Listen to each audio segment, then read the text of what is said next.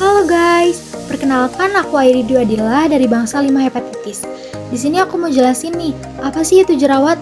Pasti semua orang pernah mengalami jerawat, tapi sebagian orang mungkin belum mengetahui apa itu jerawat. Kalau kalian penasaran, yuk simak videonya. Nah, apa sih itu jerawat? Jerawat adalah kondisi kulit yang umum yang terjadi ketika folikel rambut tersumbat, sebum, atau minyak yang membantu menjaga kulit agar tidak kering, dan sel kulit mati bisa menyumbat pori-pori. Hal tersebut menyebabkan peradangan yang memiliki tanda berupa munculnya benjolan kecil yang terkadang berisi nanah di atas kulit. Gangguan kulit ini dapat terjadi di bagian tubuh dengan kelenjar minyak terbanyak, yaitu di wajah, leher, bagian atas dada, dan punggung. Benjolan inilah yang disebut dengan jerawat. Nah, ini dia beberapa penyebab jerawat. Yang pertama, produksi sebum berlebih, yaitu zat yang merupakan hasil produksi kelenjar minyak untuk mencegah kulit kering. Yang kedua, sumbatan pada folikel rambut oleh campuran sel kulit mati dan sebum. Yang ketiga, bakteri jenis Propionibacterium acnes yang berkembang, menyumbat folikel rambut serta menyebabkan peradangan. Yang keempat, faktor genetik atau keturunan. Kamu bisa mengalaminya jika salah satu orang tua memiliki masalah jerawat. Yang kelima, folikel yang tersumbat bisa membengkak dan membentuk komedo putih atau komedo hitam jika terpapar dengan udara luar. Kondisi tersebut jangan dianggap remeh loh, sebab bisa berkembang menjadi pastula, papula, nodul, atau bahkan kista apabila terkontaminasi bakteri kulit. Yang keenam, hormon, yaitu saat aktivitas hormon androgen berlebih atau saat terjadi perubahan hormon saat masa menstruasi. Yang ketujuh, penggunaan kosmetik yang tidak selalu cocok pada kulit setiap orang. Yang kedelapan, stres. Stres memengaruhi gaya hidup seseorang termasuk dalam pola makan yang dapat memicu jerawat. Yang selanjutnya ada faktor risiko. Yang pertama, gesekan kulit dengan benda. Misalnya jerawat di wajah akibat terkena gesekan bantal saat tidur. Yang kedua, kebiasaan merokok. Yang ketiga, keturunan. Jika terdapat anggota keluarga yang bermasalah dengan masalah kulit ini. Yang keempat, konsumsi obat yang mengandung litium, kortikosteroid, atau obat anti kejang. Yang keempat, masa pubertas. Akibat peningkatan aktivitas hormon testosteron yang memicu kelenjar minyak menghasilkan sebum dalam jumlah lebih banyak. Yang keenam, penggunaan kosmetik. Yang ketujuh, perubahan hormon, misalnya menjelang menstruasi, bulan pertama masa kehamilan, atau akibat PCOS. Yang kedelapan, stres, berpotensi memperburuk kondisi yang sudah ada. Tanda dan gejala. Ciri-ciri jerawat adalah munculnya beberapa gejala umum seperti yang pertama, benjolan berwarna kemerahan atau kuning karena mengandung nanah. Yang kedua, benjolan kecil seperti papul yang muncul di atas kulit. Yang ketiga, sensasi panas atau terbakar akibat adanya peradangan. Yang keempat, timbul rasa gatal pada benjolan. Kondisi ini juga rentan mengalami peradangan apabila kamu sering menyentuhnya atau bahkan dipecahkan secara paksa. Kondisi yang mengalami peradangan rentan mengalami kondisi berikut. Yang pertama, pustula, yaitu benjolan kecil yang di ujungnya terdapat nanah.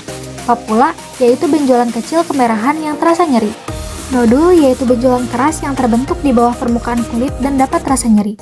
Kista, yaitu benjolan besar yang terbentuk di bawah permukaan kulit yang berisi nanah dan rasa nyeri. Lalu ada diagnosis jerawat. Tidak ada pemeriksaan khusus untuk memastikan jerawat. Untuk mendiagnosis jerawat, dokter spesialis kulit akan melakukan pemeriksaan secara fisik. Hal itu melibatkan pemeriksaan wajah, dada, atau punggung untuk mengetahui berbagai jenis jerawat.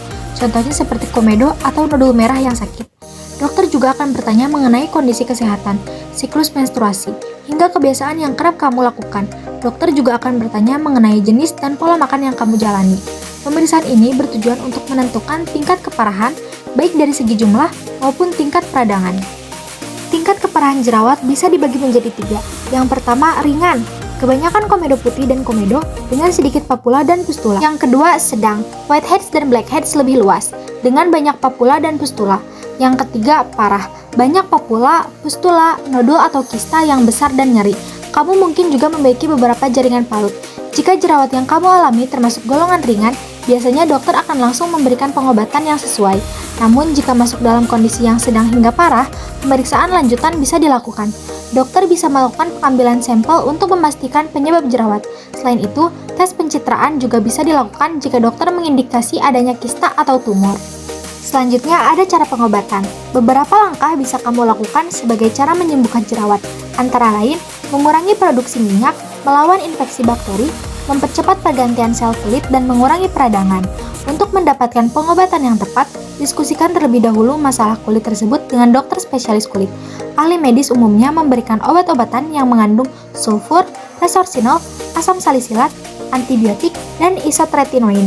Penggunaan obat-obatan harus dalam pengawasan dokter, karena efek samping yang bisa muncul. Selanjutnya, ada beberapa upaya lain yang dapat kamu lakukan untuk mengatasi jerawat. Yang pertama, membersihkan peralatan kosmetik dengan menggunakan sabun dan air hangat secara rutin. Yang kedua, memilih kosmetik non-komedogenik yang sifatnya tidak menutupi pori-pori di kulit. Yang ketiga, menggunakan pelembab non-komedogenik yang tidak dapat menyebabkan jerawat dan sesuai dengan jenis kulit. Yang keempat, menghindari pemencet dan memegang jerawat karena dapat membuatnya bertambah banyak. Yang kelima, menghindari menggosok wajah dengan menggunakan kain atau sarung tangan dengan permukaan kasar. Yang keenam, menjaga kebersihan tubuh dengan segera mandi setelah beraktivitas, karena minyak berlebih di wajah dapat memicu terjadinya jerawat.